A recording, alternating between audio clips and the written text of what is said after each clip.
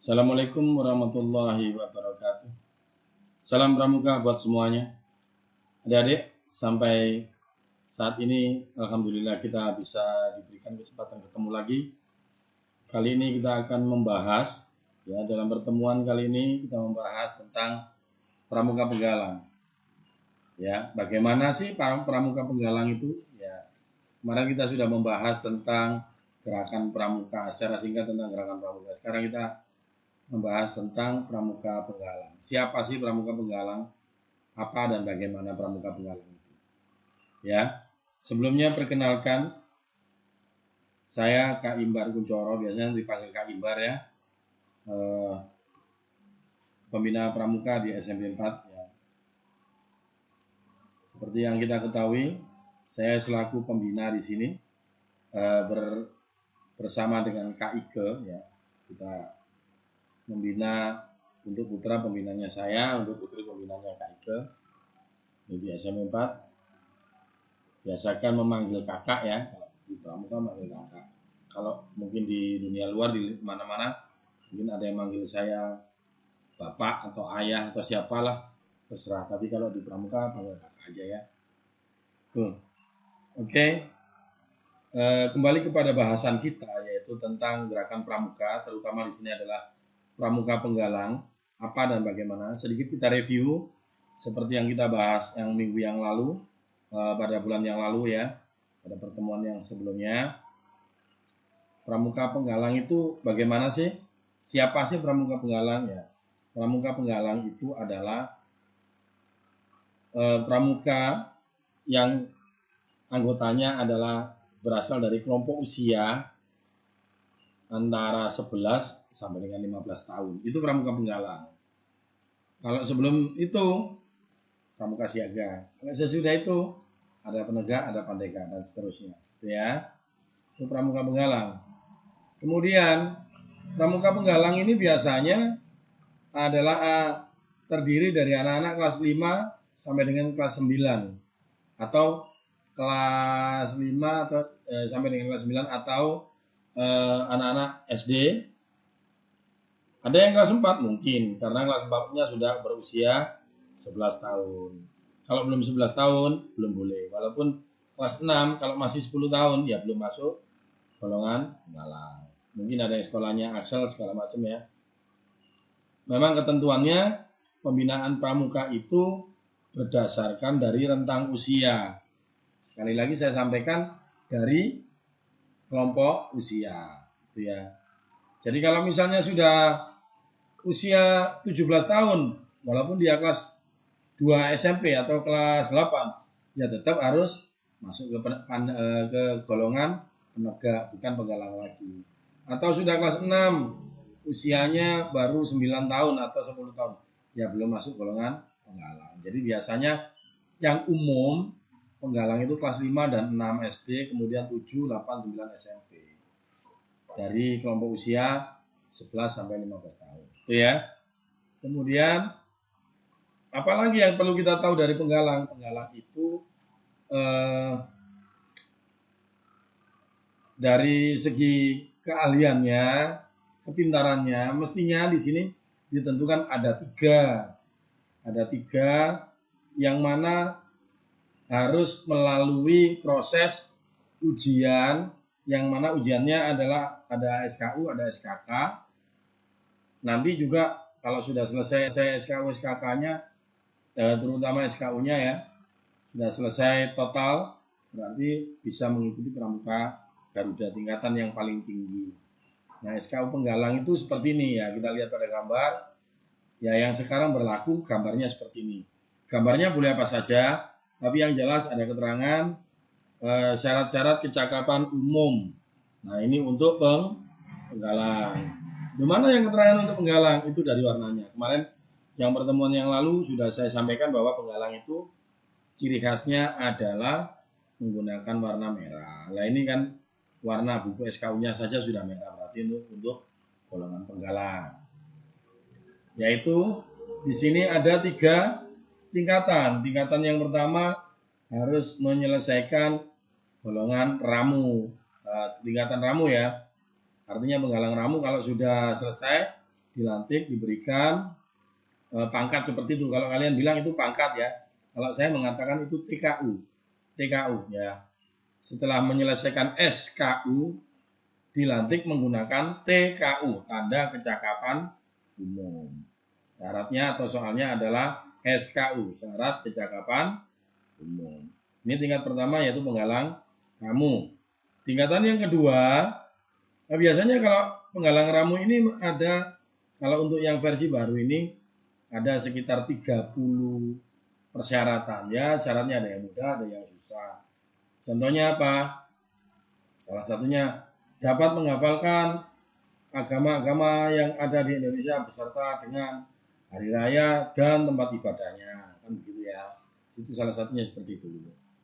Nah, ini kemudian tingkatan yang kedua ada penggalang rakit. Tentunya harus selesai ramu dulu. Setelah disahkan menjadi ramu, menempuh persyaratan penggalang rakit. Sehingga kalau sudah selesai menempuh persyaratan penggalang rakit, pangkatnya bertambah. Tanda kecakapan umumnya bertambah dari 1 menjadi 2. Demikian juga setelah rakit, naik lagi persyaratannya menjadi terat. Itu pun tandanya bertambah. Yang tadinya 1, kemudian menjadi 2, kemudian ditambah lagi menjadi 3. Itu tingkatan tertinggi dalam penggalang. Ya. Berikutnya, nah, dalam pembinaan, dalam pembelajaran, penggalang ini mengikuti aturan pramuka, yaitu salah satunya adalah menggunakan sistem beregu. Nah, sistem beregunya di dalam penggalang itu bagaimana? Seperti kita lihat di sini, yang pertama, dalam sistem beregu di sini, penggalang itu harus belajarnya dalam secara berkelompok, nggak bisa belajar sendiri-sendiri. Contoh saja misalnya seperti halnya kita berbaris. Siap, gerak, hadap kanan, gerak, lencang kanan, gerak. Lencangnya ke siapa? Kalau dalam regunya nggak ada orang. Kalau sendirian kan nggak bisa. Lencang kanan sama siapa? Kan gitu. Wong lencang kanan tujuannya meluruskan. Diluruskan sama siapa? Lencang depan, gerak. Ya kan? Diluruskan sama siapa? Nggak ada. Makanya di sini tetap ada persyaratan sistem regu. Di mana di sini ditentukan satu regu terdiri dari 8 orang. Kak, boleh lebih? Ya, dalam kondisi tertentu boleh. Tapi nggak boleh banyak-banyak. Paling maksimal ya kelebihannya 2. Kurang pun maksimal kekurangannya 2. Itu ya. Kalau bisa diusahakan semaksimal mungkin jumlahnya pas 8 orang. Itu satu regu. Di mana nanti satu regu itu didampingi oleh 1 orang pembina pramuka atau 1 orang pembantu pembina pramuka. Ya. Apa bedanya pembina dan pembantu pramuka? Pembantu pembina sebenarnya tidak ada bedanya, hanya status saja. Ya, kalau pembina pramuka secara resmi diakui oleh sekolah. Kalau pembantu pembina ya secara aklamasi juga diakui oleh sekolah sebagai pembantu pembina. Kemudian satu regu itu dipimpin oleh seorang pinru.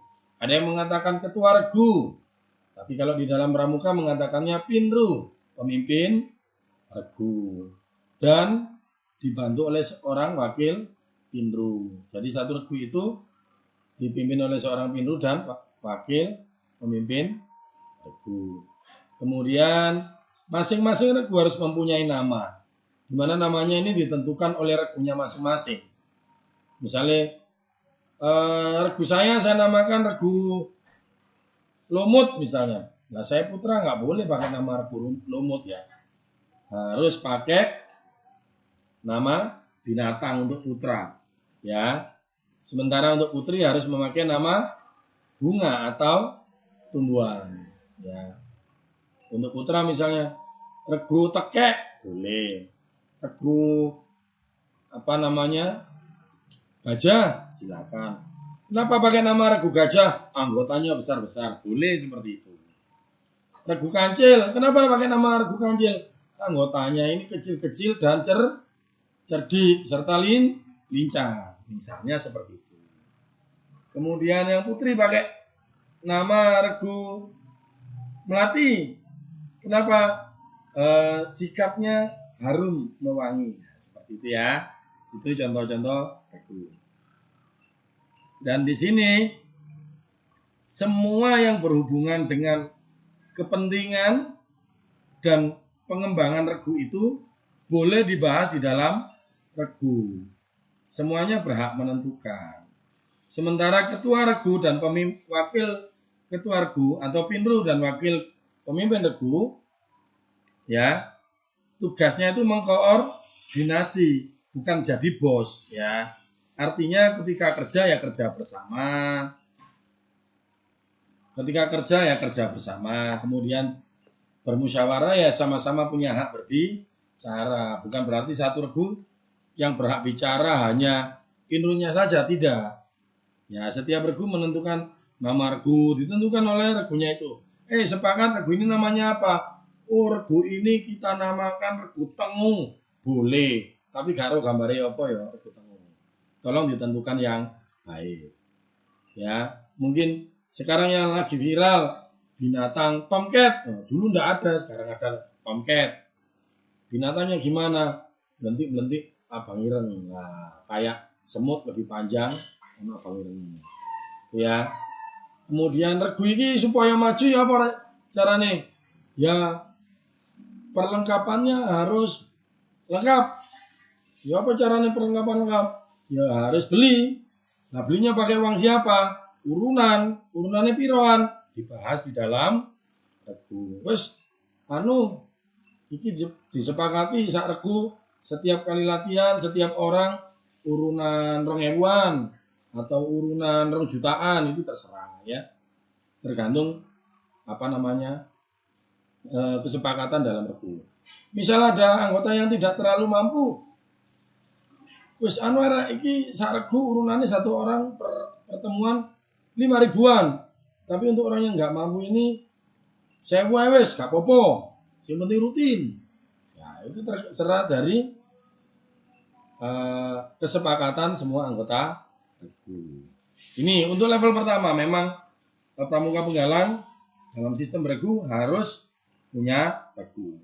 Yang level berikutnya setelah terbentuk regu, maka regu-regu ini dikumpulkan lagi dalam bentuk pasukan. Pasukan itu seperti apa? Nah, pasukan ini ketentuannya adalah satu pasukan itu terdiri dari 4 regu. Lek putra ya melok putra, lek putri ya melok putri, ya. Nggak boleh putra ikut pasukannya putri sebenarnya. Seperti tadi regu juga begitu. Jenenge Bambang, tapi mari ngono melok regu Melati, nggak boleh. Rokan lah, ya. Seperti itu kira-kira. Jadi ini sama. Satu regu putra terdiri dari satu pasukan putra terdiri dari 4 regu putra dan satu pasukan putri terdiri dari 4 regu putri. Ya ini semua yang hadir, semua anggota kita ini ada 5 regu, boleh nggak Kak jadi satu pasukan? Ya dalam kondisi tertentu memang nggak ada ya gimana lagi, boleh saja ya. Tapi ketentuan idealnya seharusnya adalah 4. Kurang 1 boleh. Lebih 1 juga boleh. Ya. Kemudian satu pasukan ini didampingi oleh seorang pembina pramuka, bukan pembantu pembina ya. Pembina pramuka. Yaitu dari 4 regu tadi kan didampingi satu pembina. Mestinya kan seperti itu. Salah satunya adalah pembina dari pasukan, pendampingnya pasukan itu. Kemudian 4 regu ini, satu pasukan ini harus ada pemimpinnya. Ada. Apa pemimpinnya? Di sini diberi nama Pratama atau pemimpin regu utama. Berarti harus pemimpin regu. Jangan sampai bukan pemimpin regu tapi jadi Pratama. Nggak boleh. Pratama adalah pemimpin regu utama. Yang milih siapa? Ya dewan pasukan atau dewan penggalang. Jadi dari semuanya. Gitu loh, terutama dari pemimpin regu. Artinya di sini pemimpin regu mewakili regunya, rapat berunding, kemudian memilih Pratama. Dan pasukan ini juga harus memilih nama pasukan. Ya, biasanya nama pahlawan, biasanya, atau nama tokoh yang sangat penting di daerahnya itu boleh. Misalkan saja Regu Gajah, Regu Semut, dan Regu Macan tergabung dalam pasukan Arjuna, boleh. Ya, Regu Melati, Regu Mawar, Regu Tulip tergabung dalam pasukan Sri Kandi, itu juga boleh. Atau pasukan diberi nama Fatmawati, boleh. Atau Regu Gajah, Regu Semut, Regu Kancil tergabung di dalam sebuah pasukan yang namanya Ki Hajar Dewantoro, itu juga silakan, ya. Kebetulan di SMP 4 ini nama pasukannya untuk putra adalah Ken Arok dan nama pasukan putrinya adalah Ken Dedes, ya. Nah, seperti itu. Itu penjelasan tentang pasukan. Nah, untuk penggalang, pola pembinaannya adik-adik ya. Di sini fungsi pembina adalah 50% dan yang 50% adalah peserta didik atau penggalang itu sendiri. Contoh, misalnya tali temali. Penggalang mengerjakan dahulu. Contoh membuat suatu simpul anyam. Penggalang mengerjakan. Kalau nggak bisa, tanya ke pembina. Atau begitu ada kesulitan, pembina memperhatikan, kok sepertinya ada kesulitan, pembina langsung terjun untuk mendampingi. Jadi mengarahkan dan sebagainya itu fungsinya pembina. Bukan tahu-tahu tidak ada apa-apa pembina, ayo adik, kayak tali gini. Tidak ya. Semuanya tetap ada ide dari anggota pramuka, dari peserta didik. Tapi bukan berarti pembina cuek. Jadi apapun yang dilakukan peserta didik, pembina tetap memperhatikan. Sehingga ketika ada kesulitan dan sebagainya, pembina bisa langsung turun tangan. Beda dengan penegak. Kalau pembina penegak, beda lagi. Penegaknya bekerja, belajar dan sebagainya. Pembina lapo, memperhatikan. Penegak kesulitan, pembina tetap memperhatikan, bukan turun tangan. Pembina baru akan turun tangan ketika penegak bengok-bengok atau penegak mengadu, Kak, kami ada kesulitan di sini, Kak. Tolong kami diarahkan. Itu fungsinya pembina penegak. Ketika tidak ada penegak yang menanyakan untuk diajari, tidak ada request, tidak ada permintaan untuk diarahkan, pembina penegak hanya tetap memperhatikan. Itu ya. Tapi kalau penggalang, pembina yang memperhatikan, ketika ada kesulitan, bisa jadi pembina langsung turun tangan. Oke ya, itu ya. Itu pola pembinaan di penggalang. Jadi jangan terkejut, jangan kaget ketika pembinanya memperhatikan kamu belajar tapi cuek-cuek aja. Memang seperti itu pola pembinaannya.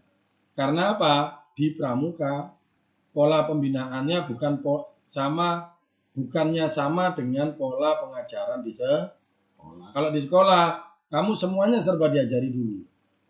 Tapi kalau di pramuka bisa jadi ide datang dari pramukanya, bukan dari pembinanya, ya. Kemudian metode pembelajarannya ada bermacam-macam metode pembelajaran untuk penggalang, di mana ada metode pembelajaran ceramah. Ya, seperti yang di kelas itu namanya metode pembelajaran ceramah ya. Disampaikan karena memang mungkin belum tahu sama sekali, pembina menyampaikan. Seperti ini saya ceramah, menyampaikan semuanya kita sampaikan sehingga kalian bisa mengerti. Nah, metode yang lain ada metode tantangan. Nah, metode tantangan bisa kita berikan berupa misalnya tantangan kegiatan di lapangan, kita ajak bermain ya, kita ajak berlomba, seperti halnya perlombaan di luar gugus depan, di luar sekolah, itu juga termasuk metode pembelajaran di dalam pramuka, termasuk juga penugasan.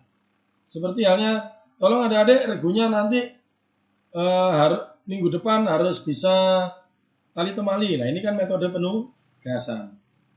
Walaupun tidak diajarkan, ketika penggalang itu mau bekerja, biasanya mau tidak mau mereka pasti bisa untuk mendapatkan materinya. Jadi artinya dari penugasan itu ada pembelajaran. Kemudian perkemahan. Sebenarnya perkemahan ini hampir mirip dengan tantangan ya. Hanya saja lebih secara langsung dihadapkan pada permasalahan. Jadi misalnya, wah di dalam perkemahan saya kok lapar ya. Nah, tidak ada orang tua. Apa yang terjadi?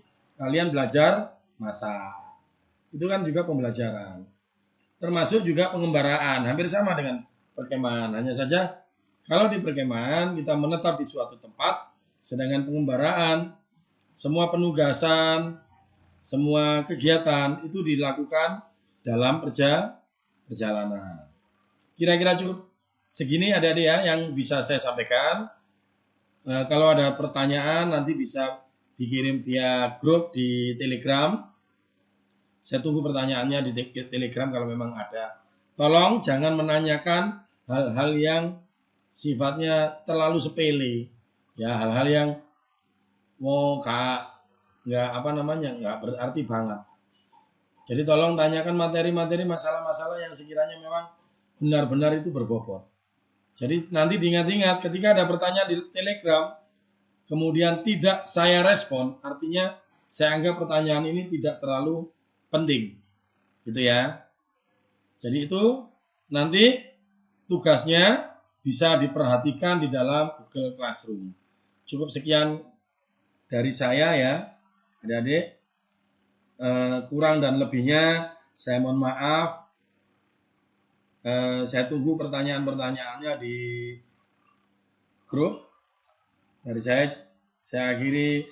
Assalamualaikum warahmatullahi wabarakatuh. Selamat pagi, siang, sore, dan malam. Salam Pramuka.